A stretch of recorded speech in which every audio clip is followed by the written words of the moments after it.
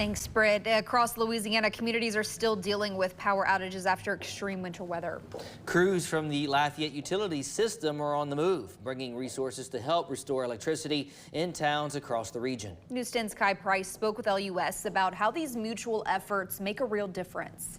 Here at the Lafayette Utilities System, crews are supporting power restoration efforts across the region as communities recover from widespread outages. North of Lafayette was affected by freezing temperatures, and the town of Jonesville was completely out of power. So they contacted LIPA asking for help. LIPA reached out to LUS, and we were able to send 18 guys there to help restore power over there. Heidi Tweedell with the Lafayette Utilities System says crews left Lafayette around 1 p.m. Sunday to assist in Jonesville, Louisiana. LUS, which is a part of the Louisiana Energy and Power Authority, was able to provide more resources to help communities in need.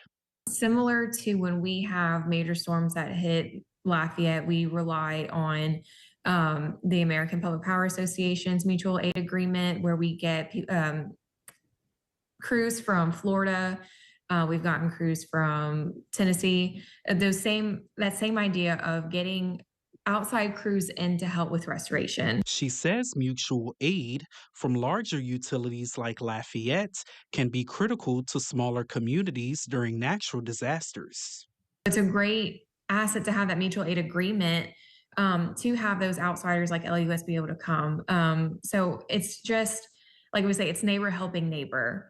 And it's the best thing that we can do in this situation, to be able to go help our neighbors who are in need right now. In Lafayette, Kai Price, KLFY News 10. Tweedell says LUS crews will also be heading to Mississippi to continue assisting communities without power there.